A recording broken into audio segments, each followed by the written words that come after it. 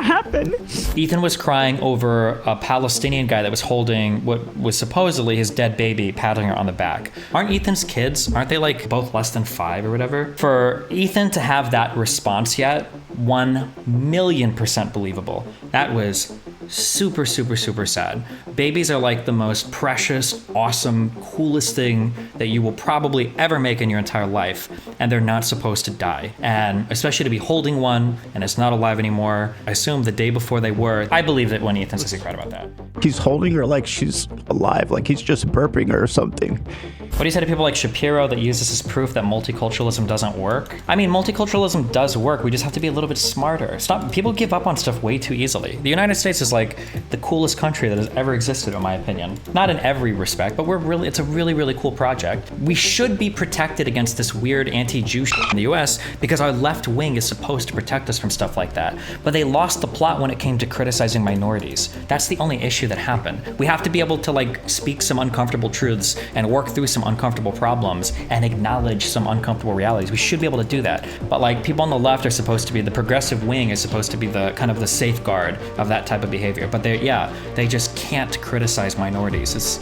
So where does the left go from here? Hamas is not a terrorist group. There were 2 good Reddit posts I got made on my subreddit that I kind of wanted to read. It kind of has to do with maintaining your values in the face of different groups of people, and I guess how you apply them. I thought these quotes were interesting, worth reading. The name of this post is, Has Everyone Forgotten How We Got Here? Speaking from the historical heart here, guys, did everyone just forget why we are at the most prosperous time in human history? Did everyone forget the failed attempts at utopia and multiple genocides of the last century? By saying imperialism, do you somehow justify violence against Western nations, yet conveniently forget that this notion of imperialism used to just be called conquest, something every city-state did to every people and every empire did to every city-state?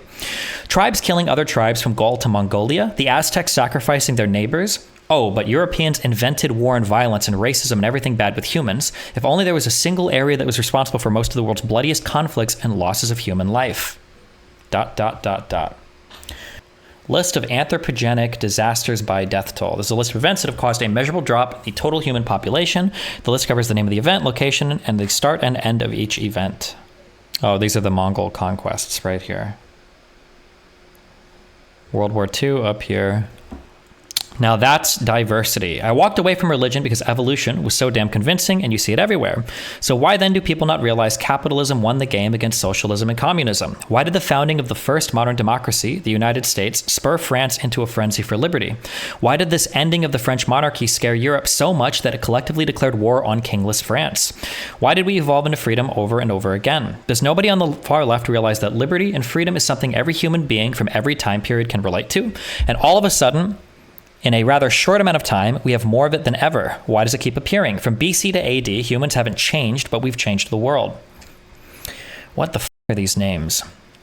Vercingetorix, having convened a council the following day, declares that he had undertaken that war not on account of his own exigences, but on account of the general freedom, and since he must yield to fortune, he offered himself to them for either purpose, whether they should wish to atone to the Romans by his death or surrender him alive. Julius Caesar is it Bello Gallico or Beo Gallico? Probably Bello Gallico? I have no idea. But the blood of the innocent, the blood of colonization and war. These are all obviously horrid, but do we just bend the knee forever? Are we never allowed to move on? If I had a nickel for every person who felt slighted, violated, betrayed, forgotten, and abandoned, I'd have this many nickels. This righteous purity of leftists is completely and utterly incongruent with reality. From the micro to the macro, it cannot work. You didn't earn your success. Oppressed people made that for you. Your country has never been this good because it did this thing bad. We should always point out the evils and wrongs of places far and home. I will never wave to death as a necessary means of diplomacy or control. And should I be held responsible for slavery in my country from hundreds of years ago? Doesn't that say more to the lack of action of generations since?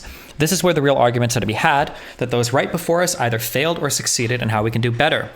That will result in effective change, not infinite nihilism over the infinite past. The antithesis of freedom is right here. The people who railed religion the most blindly hate anything as if God told them it would save their sins. This religious left would have you believe no human has ever done a good and no child is safe as long as they belong to a certain group.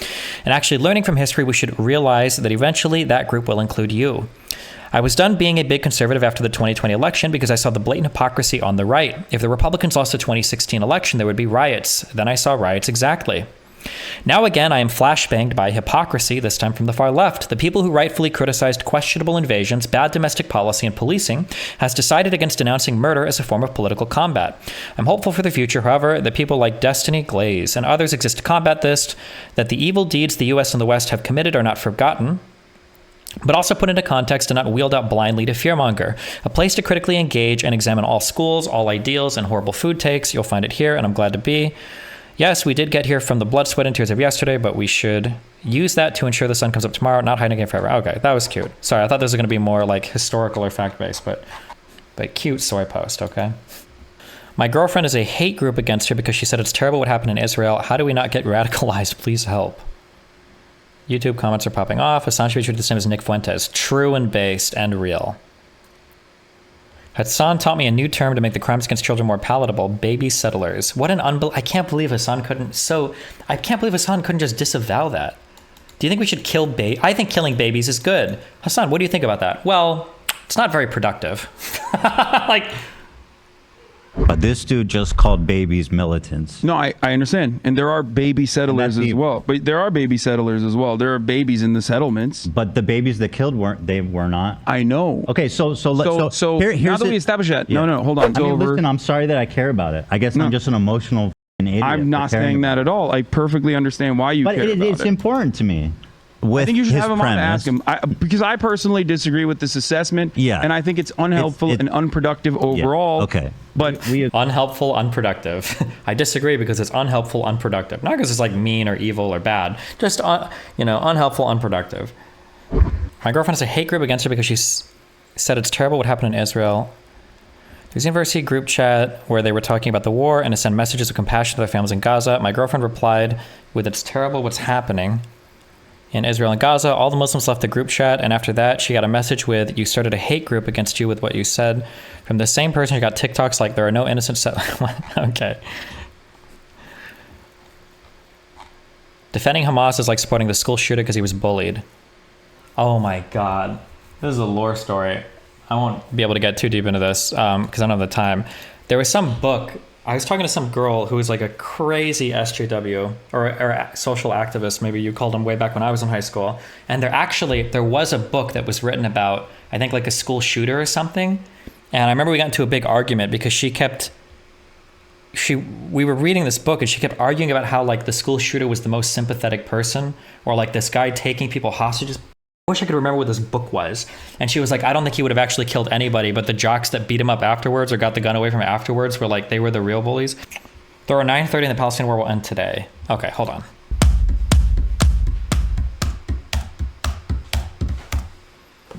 Okay, close enough.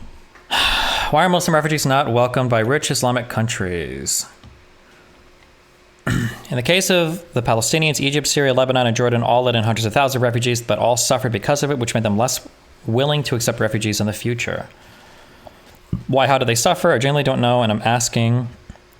In Egypt, the president was assassinated by a terrorist group that believed he had been betrayed, that he had betrayed the Palestinian cause by negotiating with Israel. That was the Muslim Brotherhood, which spun off Hamas, right? I think that's true, right? Jordan, Black September. Palestinians launched attacks against Israel from Jordan, causing Israel to attack Jordan. Palestinians began collecting taxes from Jordanians to pay for their war. The king of Jordan told them to stop, and the Palestinians tried to kill him. This resulted in Jordan fighting the Palestinians, including thousands who invaded from Syria and forcing them out of Jordan into Lebanon. And then from Lebanon, the PLO took over army base in Lebanon to attack Israel. Lebanon suffered a civil war. The PLO took sides in it. Jesus. Found this absolute banger on the H3H3 sub. China doesn't control free speech. They have their own internet culture over there that is different from ours and has different rules than us. Personally, I'd much rather have the freedom to shelter, education, healthcare, and food as opposed to freedom to say inflammatory shit online.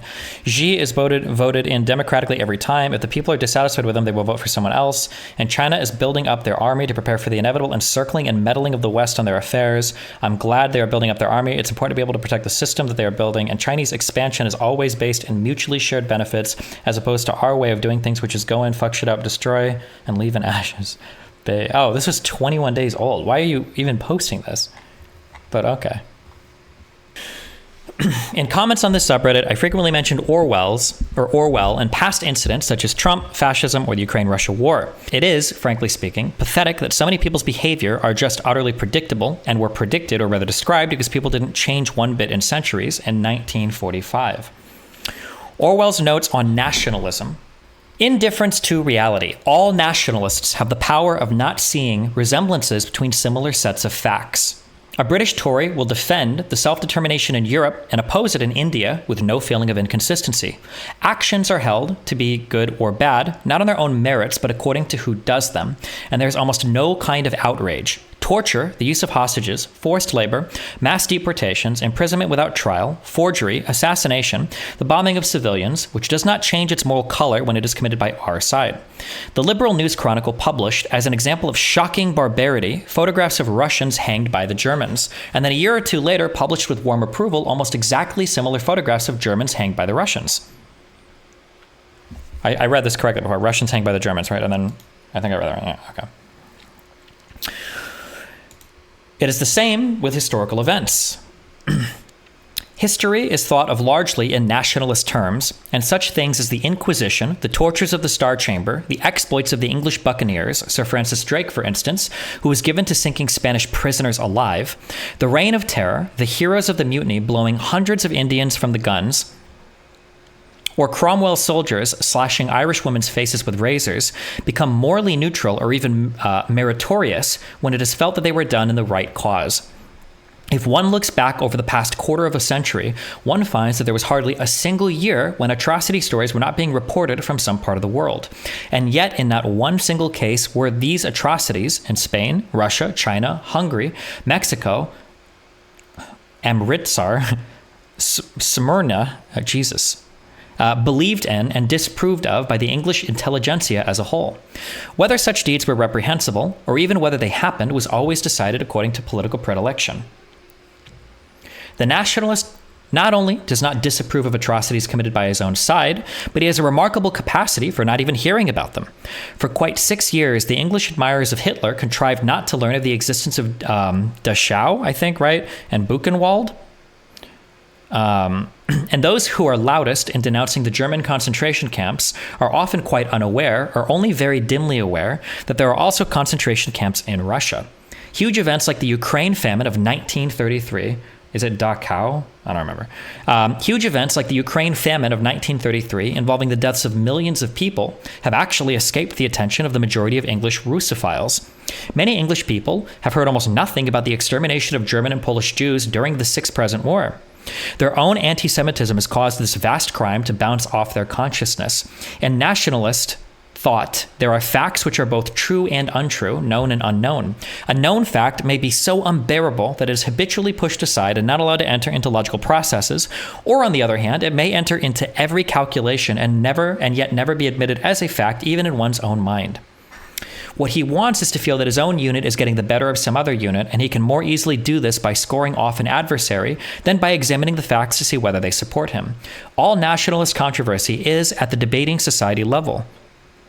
It is always entirely inconclusive, since each contestant invariably believes himself to have won the victory.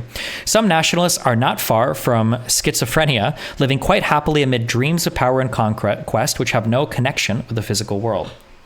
It's just kind of like a random thing of like how basically you can say like, oh, I'm opposed to torture or I'm opposed to these things. But what you really mean is when your side does it, it's not okay. Or it is okay because of some reason. But when the other side does it, it's not okay, right? I think people like Hasan would be much more sympathetic if he actually did extend an olive branch, like raising money for the families of the Israelis who were killed. I don't think Ethan would hesitate for a second to help Palestinians who are affected. Of course, but the difference is that just from the little I've seen, and I could be wrong, I don't want to vouch for somebody's character, but Ethan seems like he's like genuinely a good person. I think Ethan genuinely tries to get it right. I don't think that Ethan has like a hardcore political agenda. I think he's wrong about a lot of stuff sometimes. Like I'm sure I've disagreed with a lot I've seen on the show. But I think he generally tries to do what he thinks is the right thing without like being too partisan, I think. What is this? To do that. There absolutely is a right way to do this. You still have to win, you have to win the support of the rest of the world, right? Like that, the rest of the world being on your side is probably pretty important in this day and age. If it was the case that Ukrainians were like torturing and raping Russian women and doing all sorts of crazy shit, they might not have gotten the money from the United States and the European Union to fight, If it was the case that, I don't have to say this. Who is this person? I don't care. I don't know. I don't even know who this person is. I don't care. I'm sure there are some revolutions. Obviously, there are some revolutions that are fought with violence too. But I mean, like, depending on what you're going for, generally, the bigger the coalition you can build, generally, the better, Leveling Gaza, like, did this festival get moved because of the information? Like, we don't know. But the point is, did the festival get moved because of the information?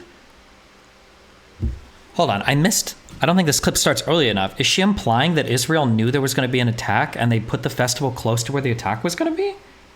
I'm reading a lot into like 8 words, but...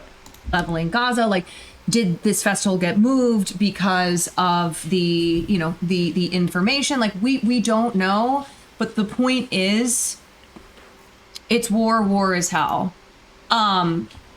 And I'm not saying that's not an important point, but I don't think that it changes. I don't think it changes anything I've said here, where it's like, yeah, Israel wants this. Okay.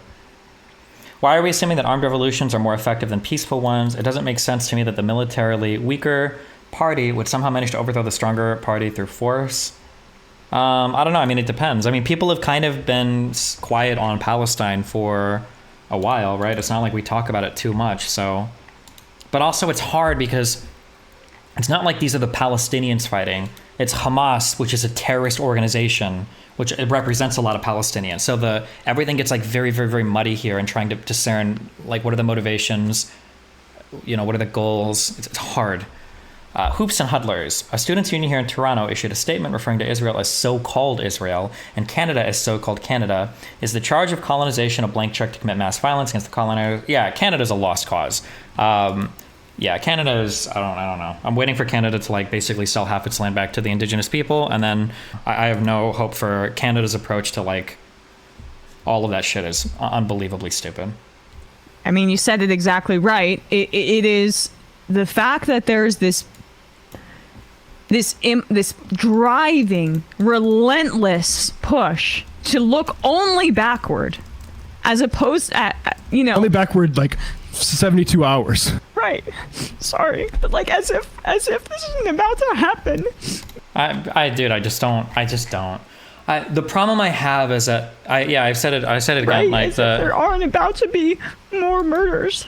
Like it's like watching like something and you have no control over it, and it is aiding exactly what you're saying. Like here, me saying that these are crocodile tears, that's me being nice. Okay, wait, hold on. Destiny, did you ever watch the first part of Leftovers episode? Ethan cried over stuff Israel's done to Palestinians. He's much more genuine than Hasan. Wait, hold on. Hold on. I'm getting backed up in my brain here. I'm assuming that the tears are fake, okay? That's me being nice. Because me being nice is that you feel like you need to sell a story to your audience about how much you care to go to some group of people, you cry, whatever. That's fine, okay? I'm assuming that the tears are fake. If the tears are real, it's so much worse because I don't remember her having a single tear for any of the Israeli people that were killed in the original invasion. And if you weren't at all bothered by that, and you are bothered by this, you've gone from being somebody that's just like a bit devious with your manipulation of your audience to somebody that is like, there's like some evil behavior there. The level of the selective showing of empathy there is insane to me. I really don't like that. Okay, sorry. The guy that donated and mentioned about Ethan crying over the stuff Israel's done in Palestine, my understanding is he wasn't crying over general stuff. I saw videos of Palestinian dads holding his dead like 5-year-old daughter. I mean, and there was another one that like, as a father, it's even hard to talk about. This dude was holding his infant. It was like a year old.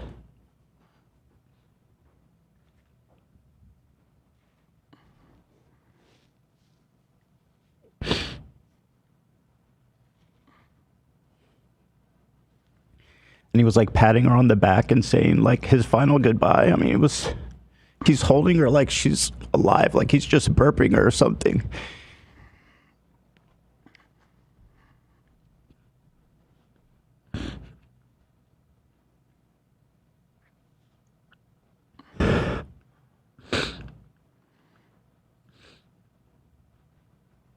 I didn't expect to get emotional about that, but like, I'm a new dad and that shit really f***s me up. And I hate to see it. It's not right. I think people in Israel that support the government and the government need to watch that shit. I think Israel shutting off water, power, and food to Gaza is insane. It doesn't even make sense. Like, what's the end goal there exactly? I wanna cut in here for a second. I don't think I can show this. I don't want to risk it. Ethan was crying over a Palestinian guy that was holding what was supposedly his dead baby, patting her on the back. Did we talk about this on stream at all? Don't remember if we talked about this on stream at all. I've had so many personal conversations about all that stuff. It's hard to know what I've talked about on stream or not. But I think you typed it in chat. Yeah. This sounds really strange, and I hate to do this. I hate to do this. But I'm going to say this. I'm going to do this as a father, okay? I will say this. I've watched a lot of gore on the internet. I grew up like watching like all the gore videos. I still watch a lot of gore videos because it's interesting. I watched my son get born because it was gory. I thought it was like sick. That being said, once my kid was born, child death videos, even in movies, hit way differently. It feels way different. You have like very, very, very strong protective instincts that like kick in as a parent, as a father, or when you see kids on screen that are being hurt or that are dying, it feels very bad. This might be misogynistic, but especially after being married to Melina and then her traveling and us being apart, I feel the same way when I watch women get like tortured, murdered in like movies and stuff, where I feel like a particular feeling. And I even think about like Melina or whatever. I don't know, maybe that's a normal like married or romantic response or whatever. Aren't Ethan's kids, aren't they like both less than 5 or whatever?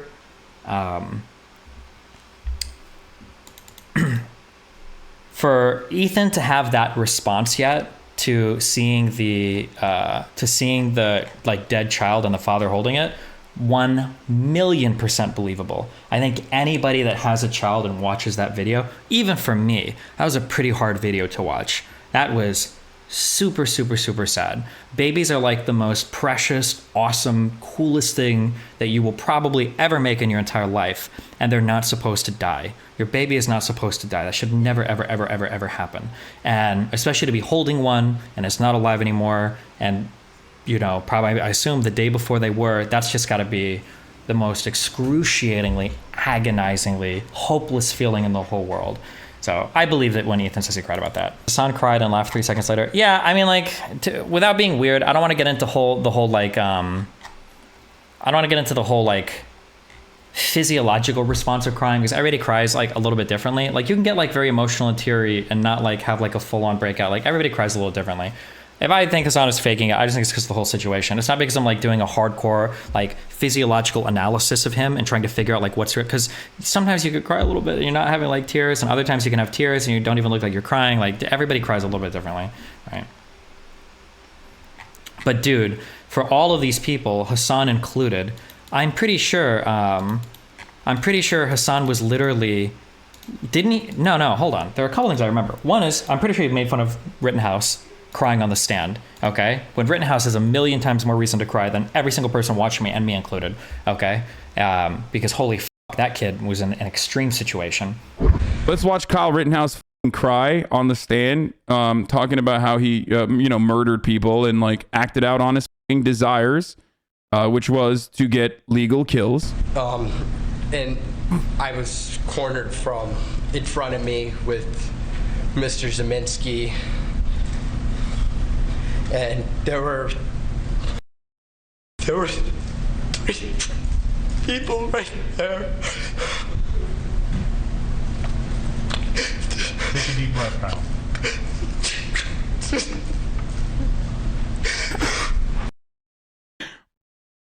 He really looks like a pig. I mean, he's like, he is. He's a pig. Like.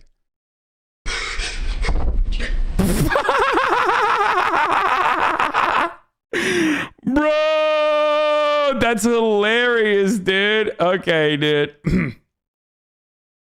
Like, this motherfucker is not a victim, and this motherfucker is not like distraught. He literally did exactly what conservatives openly fantasize about on the internet, which is go to a fucking riot situation, okay, with your weapon and shoot.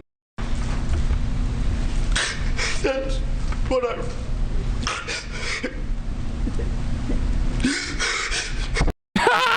Come on, bro. Come on, bro. Number one. And number two, Hasan had like a huge party when the fucking queen died. Like, how weird.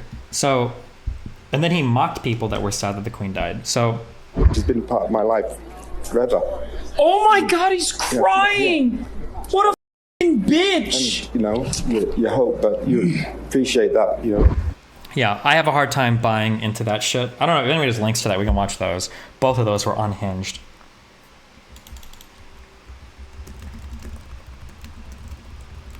Wait, a legit party? Well, I don't know if he had a legit party, but I know he laughed about it on stream. And I know that when it was reported, he was like dancing when there was like a British guy next to him and he was like so happy. What's happened to my queen? She's under medical supervision. She's gonna die, as you know. No, she's gonna be fine. No, she's definitely gonna die, but... Oh my God!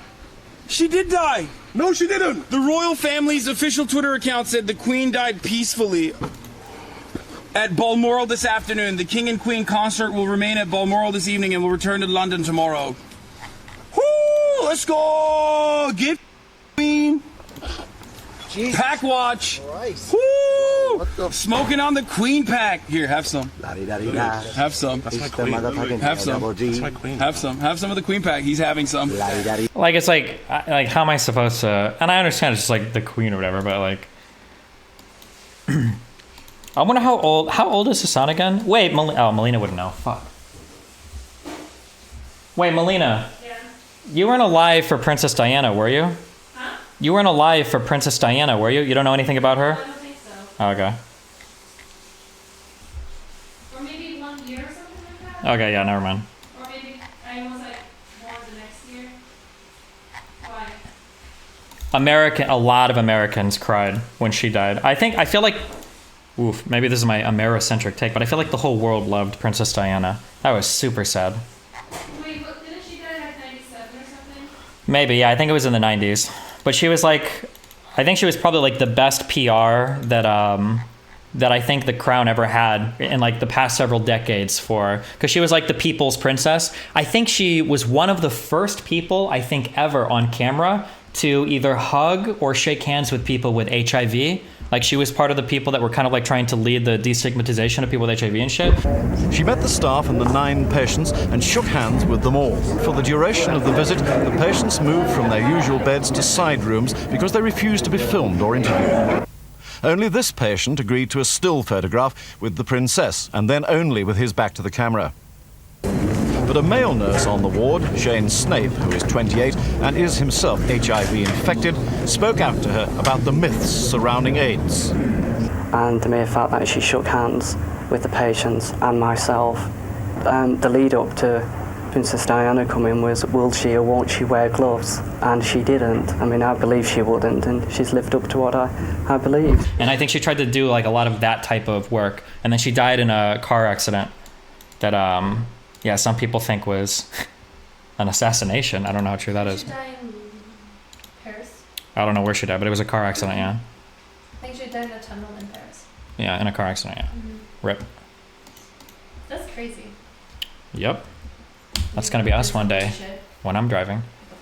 Since your mom disagrees with most of your takes, does she watch your debates and root for the opponents most of the time? No, my mom is just... My mom's like love for humanity, and my mom's political views are just... part of the multiverse. They live in 2 entirely separate directions or dimensions. So people finding out Diana died. I think the 2 worst deaths, I think, it's kind of funny, but I think the 2 worst deaths I think that hit the entire United States were Princess Diana, I think, was number 2. She might have been number 1, and tied very closely with it was Steve Irwin. Whew. People are saying Robin was a Michael Jackson. No, Michael Jackson was already kind of in a weird... I think the second kid probably him in a lot of people's eyes. And then Robin Williams is sad, but Steve Irwin, and because these were people that were like cut down, I think like in the prime of their life. Steve Irwin and Princess Diana were. Uno with Clark and Scott and John. Oh, I think we watched this on stream for a long time ago, didn't we? And Jeffrey and Alan. John, Jeffrey. I could be wrong, but I feel like didn't Australia have to put out warnings or something because people went out killing stingrays after. Oh, people are saying JFK. Listen, I'm not that old. Fuck that. I don't know. People went out like killing stingrays in revenge for Steve Irwin. And Labor Day weekend and I remember Michael Jackson's death. It absolutely shook the planet. I mean, like, Michael Jackson was like a different creature. Michael Jackson was like old Eminem, right? Like if we lost Eminem now, it would be tragic. I mean, obviously, because Eminem is our white savior in the rap community. But it would be a lot different if we lost Eminem like right after the Marshall Mathers LP 2 came out, right? No, Jesus, not 2, the first one. If we lost Eminem right after the Slim Shady LP, the Marshall Mathers LP, that would be crazy. Steve Irwin was like prime. Princess Diana was a child. Wasn't she like in her early 20s? Oh, my bad. I'm sorry. I was a kid, okay? I'm sorry. 36. She was older, but still, she was like active, running around the world, doing a ton of cool shit. Like people really, really, really loved her, okay? Not early 20s, but people are saying Tupac, Kobe Bryant, and Kurt Cobain. I feel like their deaths were a bit more selective, like the communities that cared. Like, I never heard about Tupac's death when I was a kid. Like, I don't think anybody in like a whole section of America gave a about that. But yeah. Now, my question is, this has been on now for what, a good hour. If this didn't happen, what would CNN be playing? Who would be the biggest death now besides a U.S. president assassination? Drake, Bieber, Mr. Beast? Hello, you're watching him.Ho would be the biggest death right now? And that's easy. It would be. I'm not gonna get like on a watch list for saying this, right? It would be Taylor Swift for sure. yeah, there apparently is nothing else. There would be like the white world would like revolt against whoever killed Taylor Swift. That entire ethnic group would be like wiped from the planet. 17-year-old girls everywhere would be picking up arms and joining whatever militaries they could. Going on in the world. It'd be a Larry King repeat. You know that will be the most photographed car. What adventure of life. Roadside assistance. With loader towing. Gosh, it is. The engine's pushed way back up into the. They had to hit the front seat. They're lucky anybody's alive. Yeah. Or normal and Ken in the same sentence. Is that on tape? That's how I'll be remembered. It's so crazy to me. I'm sorry, I'm gonna boom out for a minute. It's so crazy to me. Like moments like this captured on video are quite rare, are exceedingly rare for like this time period. And nowadays we have pictures of everything and videos of everything. Funnily enough, though, still no ultra high definition UFO sightings, which we'd think would have increased with the advent of the high definition cellular camera. But here we are. Remembered. I just thought we should get you back. Princess Diana dead. Oh, she died. Where's the remote? Oh my God.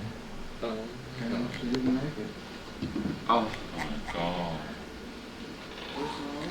God. Just use the volume. Get it loud. I can't. It's the damn thing.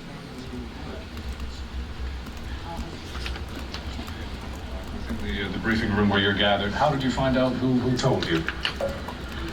I was told. I had to step out because it's still going on. We were told by a hospital employee making a public statement, and now the French Interior Minister, Jean-Pierre Chevènement, is speaking and expressing his condolences. Can you hear me? Yes, we can. Now, I'm going to have to go back in the briefing. This is what every family looked like in the 90s, guys. Yeah. I don't know why we're watching this. We didn't need to watch this whole thing. This is way too much time. Oh, this guy emailed me today about making fun of his son crying because he got mad that I said I didn't like his thread on stream. This is Hasan responding to other people crying. Why do you think people were so crushed by Diana? I get being upset about a musician or artist you love dying, but wasn't Diana just like in the tabloids a lot? If I had to like, this is going to be like a guess, but this kind of predates me because I'm was like 9 when she died. But the feeling I had was that Diana seemed like in a long time, she seemed like one of the first real romantic ideas of like a Disney princess. Like she was royalty and she was wealthy, but she liked spending time with normal people. She seemed like she was super compassionate. She tried to do a lot with outreach to the thing I know the most was for people with HIV. Like she was just like, she just came across as one of the nicest, humblest, down-to-earth people, but she was like a princess. So it felt like to the world, Diana was like a real life Disney princess, as opposed to, not to knock any of the royalty today or anything, because honestly, I don't give a fuck as much as people on the left or right like to hate him or love him. It just seems like today the royalty are kind of like a Xanaxed version of kind of like the Kardashians. That's what royalty in the UK today feels like. There's just like a lot of like weird like relationship drama and celeb stuff, and I don't know if maybe they do work, and it's not fair for me to say that. That's just my impression of them, but it just kind of feels like they're, yeah, it's like a historic subsidization of a reality TV drama for the UK, I guess. Yeah, I cried when Total Biscuit died. That was really sad. Yeah, a lot of the gaming deaths have been kind of sad because you've kind of gotten to see what it looks like when normal people come of age. Well, I say that, but you've seen it in your own lives.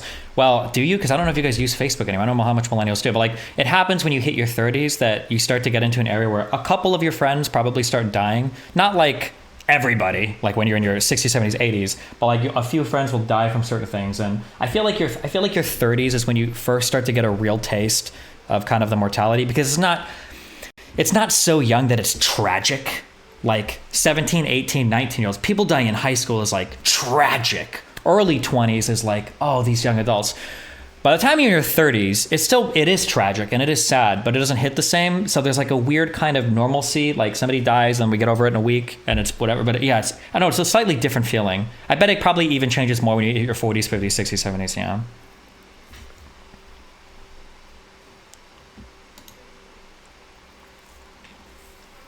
Remember literally every gaming sub had a post about it, and most had like a decent reason to post. 1, 2, Total Biscuit really. Total Biscuit was an awesome guy.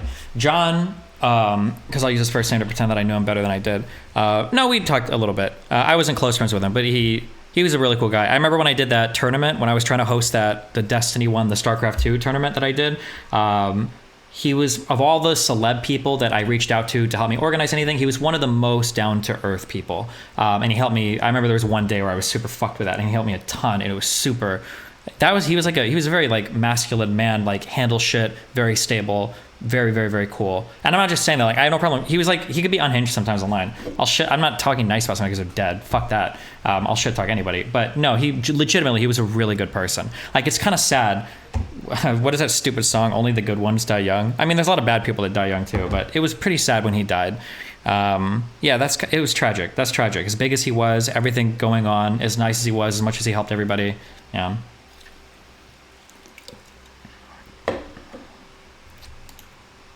Wreckful dying was also sad, although Wreckful was a lot less of like helpful to people than John Bain was, than Total Biscuit was. Also, I think Wreckful's death was probably, you could probably see it coming from a mile away, but unfortunately. Wreckful's death was pretty hard too, though. Oof.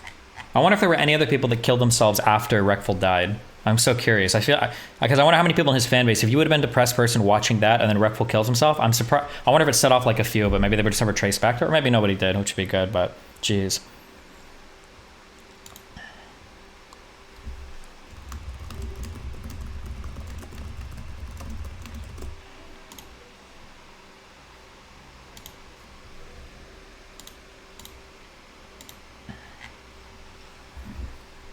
Etika? I don't know shit about Etika.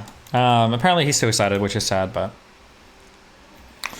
Didn't Wreckful have a very fucked upbringing and family business? Maybe. I can be as irresponsible as I want because he's fucking dead, so who cares? In my personal opinion, watching Wreckful to me, of all the people that I've talked to and engaged with that have like mental health issues, Wreckful to me screamed like this guy has an actual neuro deficiency. Something is fucked with his brain. And the reasons why I felt that way are because his natural disposition was so below baseline where it should be. His natural disposition was so horrible. He constantly needed distractions. He reached out to me, Mel, a whole bunch of other people trying to move people into his apartment, move people upstairs because he needed constant distractions for how miserable he was when he wasn't being stimulated all the time. For the last, few months? How long in his life? By the time I met him, or not by the time I met him, but towards the end, he was doing 2 grams of mushrooms every day, calling it microdosing. That's not a microdose, by the way. That's like a minor trip every single day. And he wasn't even getting high off it anymore, but he needed that just to like hit a baseline. And he couldn't, his brain chemistry was fucked. But unfortunately, Byron's brother killed himself when he was younger. And because of that, I think psychiatrists are very, very, very, very reticent to prescribe SSRIs. Not reticent, reluctant, I'm sorry.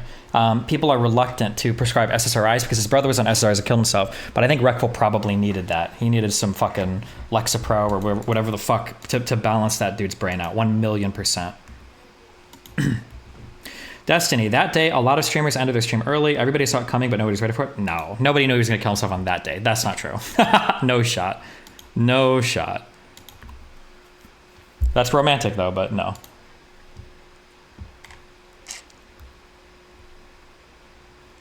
I can't imagine what his parents are going through. Yeah, to have 2 children kill themselves? Holy shit.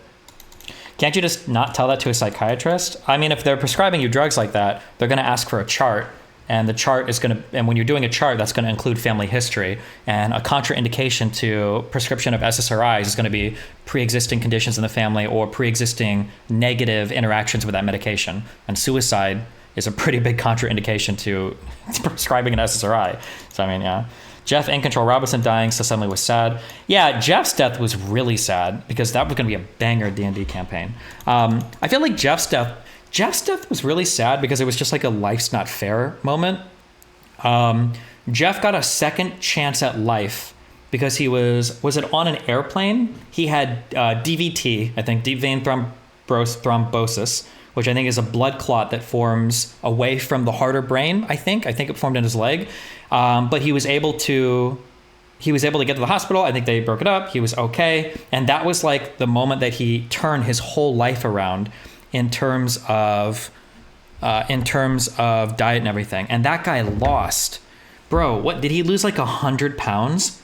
Jeff did. He looked so much healthier. He lost so much weight. He was doing such a good job at turning his shit around. And then after all of that, he got another blood clot and he died.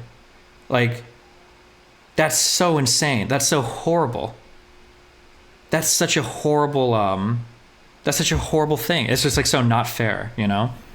Can we find pictures of like before and after?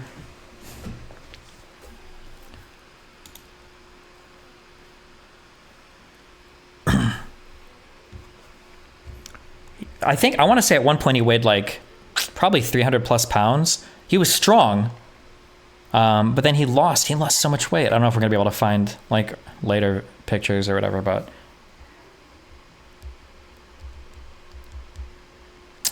yeah, damn.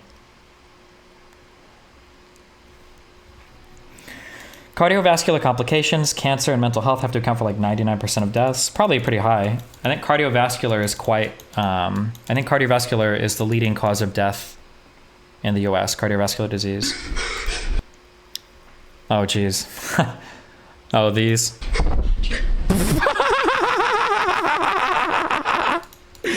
Bro, that's hilarious, dude. Okay, dude. Like, this motherfucker is not a victim, and this motherfucker is not, like, distraught. He literally did exactly what conservatives openly fucking fantasize about on the internet, which is go to a riot situation, okay, with your weapon and shoot. That's why Chris Kyle openly lied about killing looters during Katrina off the top of the Superdome. Like, these are, if you've been following hogs like I have for a very long time, you immediately knew what the fuck was going on, okay? You immediately knew what the fuck was going on. This is a guy who acted on the desires that so many fucking conservatives have. This and literally driving over protesters, which is like an easier way to get a confirmed legal kill there. So those are the two things. So much so that like 90% of conservative media that has made memes about driving over Black Lives Matter protesters. Yeah, I don't know. It's pretty, it's pretty unhinged. It's pretty unhinged, but what was she crying about? Yo, I'm about. Yo, I'm about to have a panic attack. Oh, I don't even know if this is over, but whatever. I'm done with my Hasan coverage, my daily Hasan coverage. Oh, it was over Trump?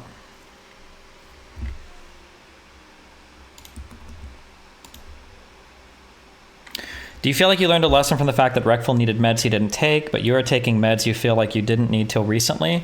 My medication for ADHD is different because I can function without medication and be fine. There was a brief period of my life, I've said this before, that on an emotional level, me taking an SSRI would be really difficult. However, before I was 30, I would probably say I would never take an SSRI because that's just really scary to me, like happy pills. But after my big mushroom trip, I've said this before on stream, I've told this 20 times, whatever. But after my big mushroom trip, I had a brief period of the anhedonia stuff, where you don't have any desire. I never realized how big a deal. Okay, thanks, Sweden. I never realized how big a deal my drive inside of me was to pursue things that like made me happy or made me fulfilled. It's a really, really big deal. And when that drive disappears, you have nothing in life. There was an interesting study, I think, that was posted recently on the science subreddit. I saw the headline at least, that said something like, people that have depression know what they need to do to make themselves feel better. They can cognitively identify it, and then they pick the opposite. Something that's very hard for people to understand is not like, what is it like to feel sad, but what is it like to not want to feel happy? And that's what this was. If I had this feeling for multiple days, or if I had this feeling for weeks or months, I would absolutely take any pill possible to break this, because this is suicide inducing. I'm like the least suicidal person I've ever known in my whole life. I'm very not, but if I had this for weeks or months, I would kill myself 1,000,000%. I can't live like this. This is horrible. I can envision so many horrible things happening to me that I would probably find a way to get through, losing eyes, losing hearing, music. That would suck. But I could do it. It would suck. But I would adapt. This, I could never imagine adapting to. And I don't think you can adapt to this. You just feel horrible for your whole life until you kill yourself. Yeah, not good. Not good. This is a not good thing.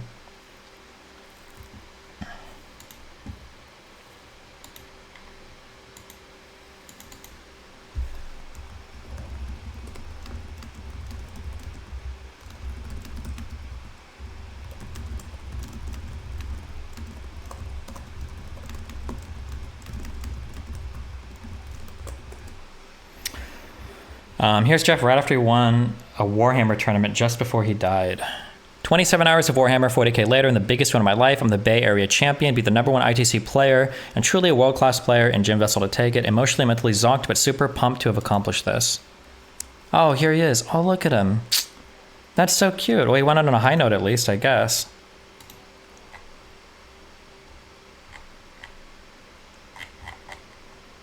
I kind of wish Warhammer is something that I wish, Warhammer 40k seems like something I wish we would have gotten into.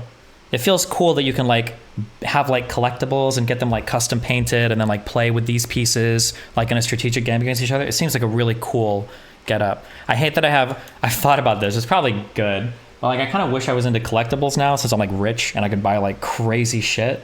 But I'm not into anything like that. So I don't know what my money would go towards. Yeah. Do you ever think about death, the finite reality of it, the void that everything you were existing there? A few problems 4 years ago, but then I got over it. Most of my stuff just settles itself out on its own for some reason, thank God. How far do you feel like this hating all colonial settlers against Jewish people, especially in our country, will go? I don't know, but I will say I tweeted something out that seemed kind of like a meme, but I've now heard this from at least 5 different people that I know personally, personally, and then one was a friend of a friend. I've heard a lot of Jewish people that are, because everybody I'm friends with is apparently 26 or younger, a lot of Jewish people in the United States that are students are feeling pretty shit right now. because a lot of these people were already pretty left-leaning, so a lot of them are kind of more like progressive student groups and shit, and it is very, very, very awkward for a lot of these people right now. And I've heard this over and over again. I had one friend describe this as talking to your friends when you're a Jew right now is kind of like playing Minesweeper. Like, you have to like perfectly try to navigate the conversation to not reveal something, but to figure out like what they think about things so that you know how to play into it. So it wouldn't surprise me if that was a thing that a lot of Jewish people, more than just a few of my friends, are experiencing right now in the United States. But I could be wrong. Maybe my friends are just dramatic losers. Who knows? What do you say to people like Shapiro that use this as proof that multiculturalism doesn't work?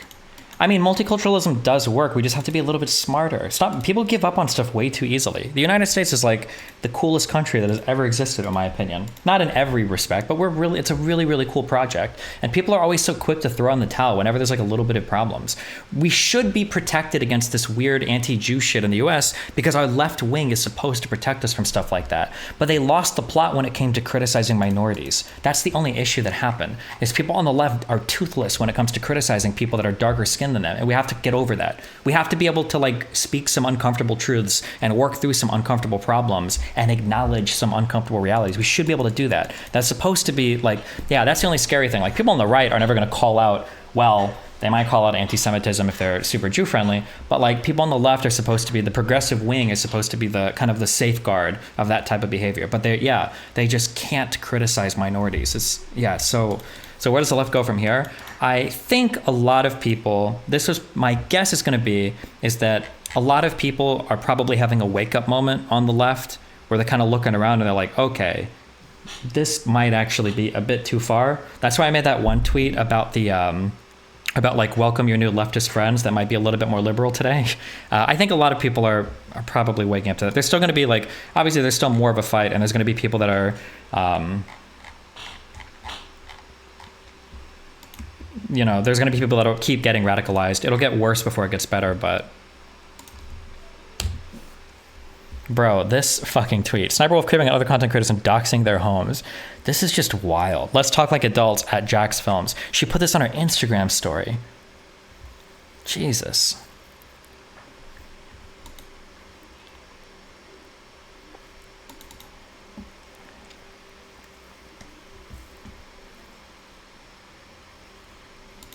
Like this? Oh god, what are Lauren's tweets? Mind blown by the people surprised by these videos. A good portion of the population seems to legitimately believe multiculturalism means people just bring new, fun, spicy recipes over, no different ideas or perspectives on the world. Okay, here, actually, I'll strike the balance here, and I'll use her tweet actually as a launch point, okay? So her tweet is dumb. Well, if I'm being uncharitable, she's saying like, oh, well, we can't have multiculturalism because people bring over different ideas, okay? Here are two realities. One is the left does this pretty well, and two, the left does not do this and it needs to. Only the right does this. We have to marry these 2 points. The first is that multiculturalism is awesome because diversity truly is a massive asset in a globalized world. Being able to take workers and students and leaders and businesses from all over the world and to get them working in the United States and cooperating with the United States, that literally is a diversity is our greatest strength. That's an amazing thing that we can do in the United States. We've done so well. A lot of Europe does it well too, to be fair, but we do exceptionally well in the United States. However, some cultures suck. And some culture is better than other culture. And people on the left are really, really, really ashamed or unwilling to admit that. We should be able to say that your culture where you force women to wear burqas, that kind of sucks. That's just a dog shit part of your culture, and I don't like it. I'm liberal, I accept, these types of people, but that part of your culture sucks. If you come here, I don't want that part of your culture, right? Female genital mutilation, not the coolest thing in the world. Bullying women for not wearing hijabs, not cool. Wanting to murder people because they have pictures of Muhammad, not cool, right? People on the left, need to get better at not just accepting other cultures, but like standing up for their own, A big part of liberal society, arguably, well, no. I was going to say, you could say it's a fault of liberal society, but it's a feature, but it has to be safeguarded, is liberal society is incredibly tolerant of so many other ideas, and it can subsume those into itself. But you have to be careful not to get lost in the sauce, Like, it's actually it's actually the paradox of tolerance. You know, we can accept other people, but they have to have a fundamental shared assumption that not only are you going to be here and we're going to accept your ideas, but you're going to accept ours. We're all going to kind of work to, or we're going to learn to like work and live together, right? That's challenging, but yeah. Many liberals have confused tolerance to not being able to make value judgments on people's beliefs when it comes to minority groups. Exactly, yeah. Mm-hmm. The problem is groups of people bring their collective trauma to the United States. Like, how the fuck do people hate people for shit that happened 2,000 years ago? Humanity would be a lot better if everyone else just let go and looked forward. Well, that depends on who you are and where you're at, right? It's easy for some people to say that, right? You can't live in the past, but you'd be a fool to turn a blind eye to it. You know, you have to recognize where you're coming from. Yes, but Lauren is using it to say we should try to keep our country more white, Christian, whatever. Yeah, that's retarded. Sam Harris talk with Destiny greater than Shapiro debate with Destiny. Oh, I don't know what me and Sam. I don't know what we talk about. I feel like me and him would agree on a lot of stuff. I think it would still be an interesting convo. I tried to like reach out. I tried to reach out to Sam via his like website, the website forum, but I didn't get a response. But yeah. Destiny, so wasn't the Hakikachu guy right that liberalism requires domination over Islam? It would over fundamentalist Islam, but Islam and all the Judeo religions, the majority of these religions are overwhelmingly positive, right? You just have to cut out like a few things to make them not cringe, okay? It's the same thing with Christianity. It's the same thing with, I say Judaism, but I don't know what the fuck Jews even do with their religion. I feel like Jewish people feel incredibly secular to me, but yeah. Fundies don't permit cutting anything out of a perfect religion. Yeah, but then fuck fundies. Like, they have no part in our they have no part in liberal society, right? They would be rejected and crushed. Rightfully so.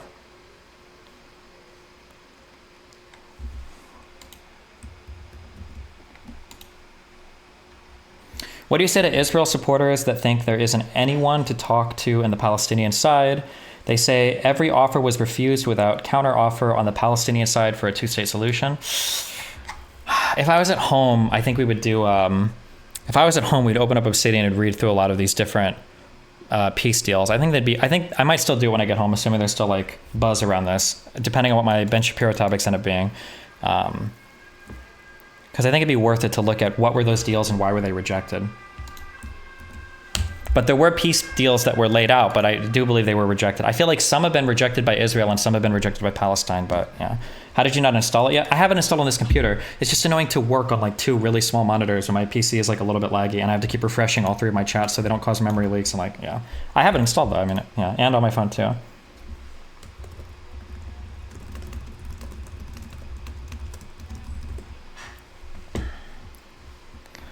On paper, the Judeo religions are overwhelmingly positive, but in practice, they're just loosely studied by the people that claim to follow them and use their concept of God and conflate it with certain political, cultural norms, and then defend shit like anti-gay, anti-women under God. Yeah, I mean, yeah, it sucks sometimes, but...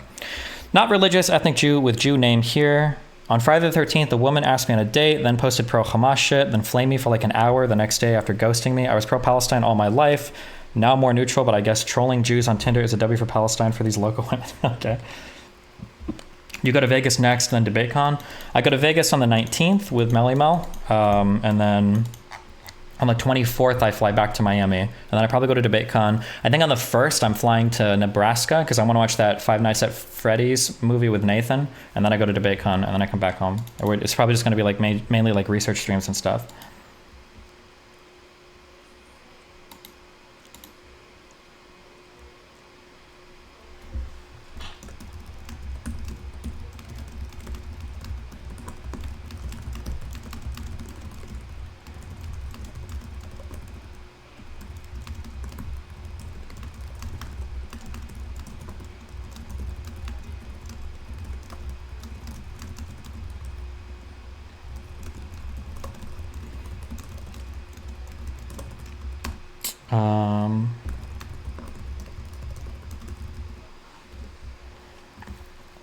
Was Mel convicted of anything? I think she'll be fine. She got her, they as part of her trial, she got her passport back. Or no, they asked for the passport back, and then they'll give the verdict on the 24th.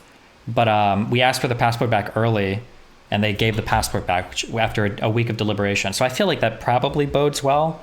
But what a wild court case, dude. Sitting there, I couldn't really speak Swedish, but like I could still kind of follow with it because based on what they were showing in the questioning back and forth. And I feel like these charges are just wild. They're just wild to me. But I don't know. I feel like the judges, there were 3 judges. Apparently in Sweden, you've got 1 judge and then you've got 3 lay judges, like lay people that are of different political affiliation. And 2 of them seemed like they were laughing along most of the time, which I hope bodes well for everything. But yeah, I don't know.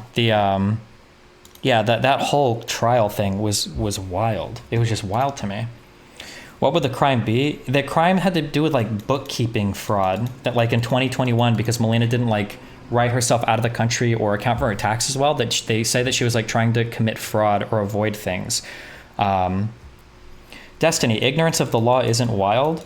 Depending on the types of laws you're talking about, yeah, it absolutely is. Usually for, at least in the United States, for a lot of financial crimes, depending on the crime, you've got to the mens rea is you're intentionally committing the crime. Like forgetting to file your taxes or filing them incorrectly. In the United States, you won't generally be charged with like tax evasion, especially if you pay. Like usually they don't give a fuck unless you're legitimately really doing like really fuck shit. But like Mel's stuff was like she forgot to write where she lived, or she didn't file it correctly. And yeah, they're trying to like charge her with a crime for that. But it's like, yeah, it's wild.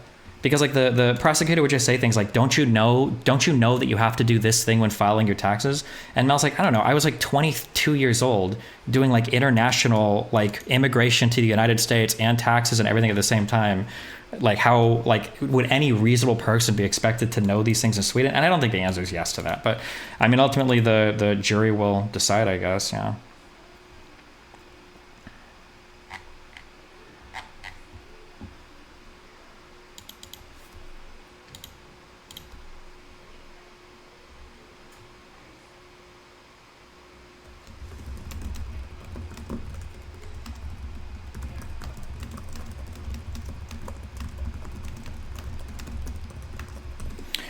Realistically, if she were to be convicted, what would the penalty be? I mean, the prosecutor was pushing for like 12 months in prison, which was just insane.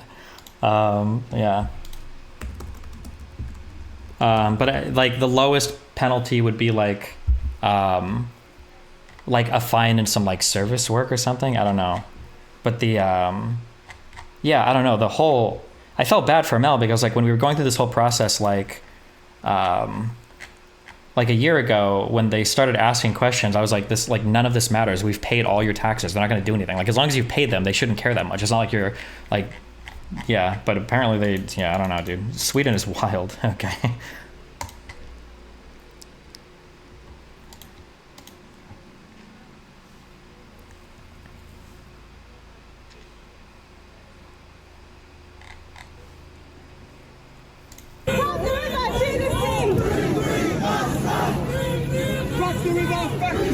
Is the U.S. or Sweden going for it? It's Sweden. The U.S. doesn't care. We're fine. We've already filed taxes returns in the U.S. We're fine there. I'm super comfortable with like U.S. tax structure and and dealing with the IRS. And I feel very comfortable with that. I don't think anything bad would ever happen there.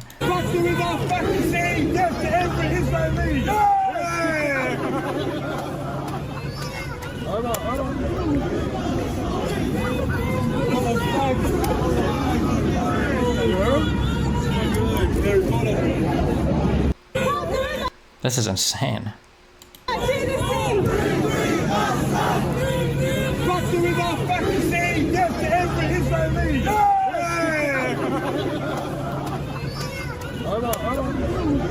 Jesus.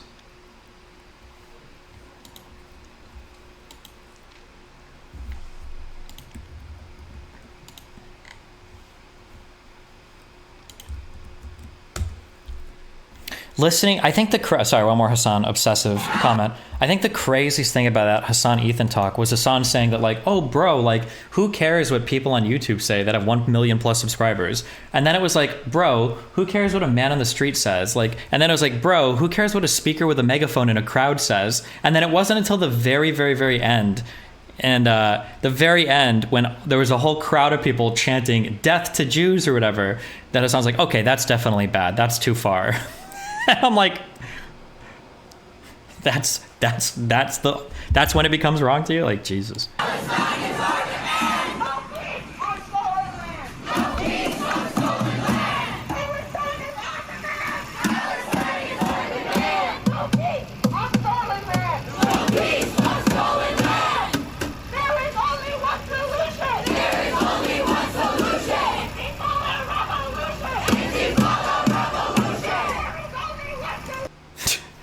Listen, guys. Now, being a progressive cuck for a long time, I can tell you something about the words that you use and how important they are, okay?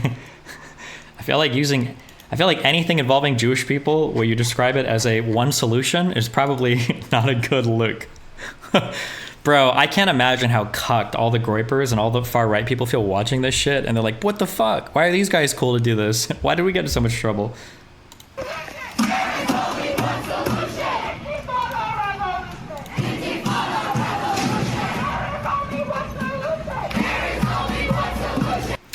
You said a few weeks ago that you were on the fence but leaning towards Israel's side. Have you moved since? I think that when you're talking, here's where you have to start, okay? I thought about having a panel on this, or even having Loner Box or a few people on to discuss. Here's where you have to start. The first question you have to ask, because I realize now this is where a lot of the disagreement is internationally. In the US, we didn't talk about this as much, but now it's more. The first question you have to ask is, do Jews have a right to have an ethnic majority country in the Middle East? That's question one. And I feel like right there, you probably lose already about 30 to 40% of people. I might be skewing that way heavily because of how young the crowd is. Maybe that's closer to like 10 to 20%. But I also skew that higher because I know white people, or I skew it lower because I know a lot of white people. Maybe in Arab worlds, maybe that number goes way up. Maybe it's 60, 70%. So yeah, it feels like the first question is do Jewish people have a right to the Israeli state, right? And then from there, like that's probably one of the most challenging parts of the discussion. And then from there, if you can agree, then you go on to like, okay, well, what does that state need to look like? But a lot of people aren't even on board with that. And if you're trying to have a discussion on what boundaries should look like with a person that thinks that Israel needs to be, what's the name? I don't want to call it a dog whistle, but there's a name for, is it historic Palestine? There's a name for something Palestine. When they say that, what they mean is, all of that area should just belong to the Palestinians. There should be no state of Israel. Some people say that, yeah. But the apartheid shit gets harder. I've been doing a little bit of reading on this. I'll probably do more. I don't feel comfortable calling it apartheid. I think that that's probably silly. It doesn't really fit to the South African stuff at all. But I don't know. Apparently the UN, though, or parts of the UN have said described Israel, Palestine as apartheid. But like, it's kind of weird when you have like Arabic, because I think there are people that are part of, they're not a big part of it, but there are like some in the, is it the Knesset? What's the name of their congressional thing or their legislative branch? Like there are Arabs there and they do get to vote like in Israel in some places. Like, is the West Bank apartheid? Maybe, but it's also like occupied / conquered territory. I feel like this is the feeling that I have. No, stop. Hold on. Stop cucking yourself. Don't cuck yourself, Stephen. Be more confident. Okay. When people use the term apartheid, they're not looking to describe something accurately. They're just trying to bring in all of the bad feelings that you got when you thought about apartheid South Africa. That's what they're trying to do. I don't think I like that word being used to describe Israel-Palestine because I don't think it describes much very accurately. And I think you can be more particular about the Israeli occupation or the settler expansion. That's bad. That is bad. It is bad. There is bad treatment from Israel to Palestine. That is undeniable, okay? But I think we should be more specific when we describe it.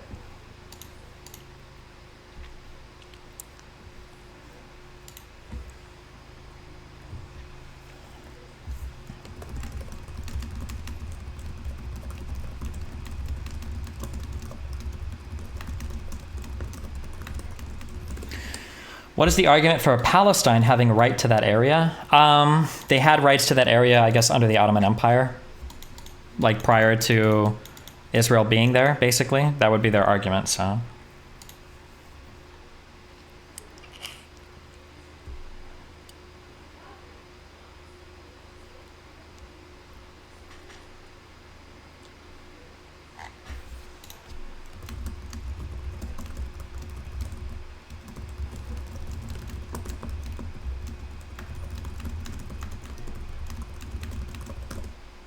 Would you be open to discussing it with Avi Bitterman? If Avi wanted to, yeah. I think he feels comfortable coming in. I know I say I don't want to like deal with the Ask Yourself universe ever, but he's coming to talk. People just can't have both of these ideas. like, I don't like the community that he's a part of, but I don't mind him at all. He's like, or I won't even say I don't mind him. I like him. Like, almost every time he comes in, he has like good contributions to conversations and everything. He's a little bit debate bro-y, which is fine. I can handle that. But I feel like the conversation with Anna was really brutal. Why are you not on the said? Why are you not on the said of another Holocaust? It's the easiest solution. The side of another Holocaust? Why do we not want to Holocaust people? Because generally that's bad. Hamas is not a terrorist group. Oh, it isn't, man. First of all, Hamas is not a terrorist group. Hamas is not a terrorist group. What is it, like a motorcycle club? It is a resistance that has been fuming for 75 years of colonialism, of occupation, of murder, of rape, of little children, of women.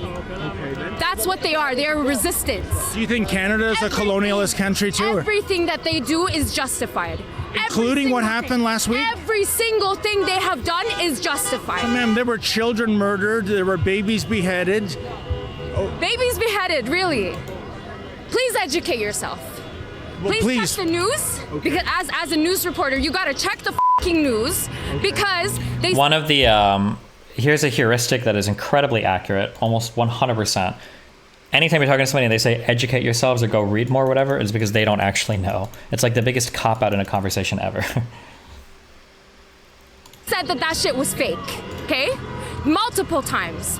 Different channels, even Biden himself, his ministers and his idiots said himself that news was fake.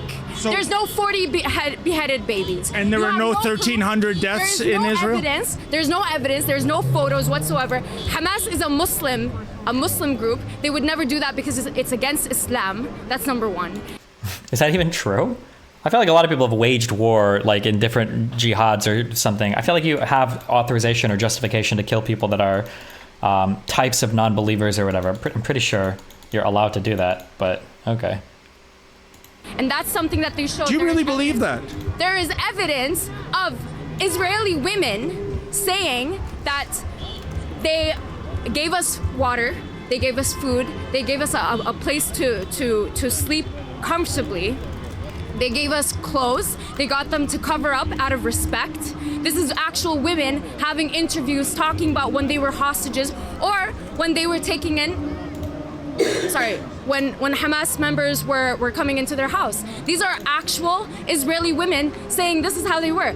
Even at some point, a Hamas fighter told one of the women, "Can I have a banana to eat?" He asked if he could eat a banana that was in her home. Does that sound like a fucking terrorist to you? Okay, bro.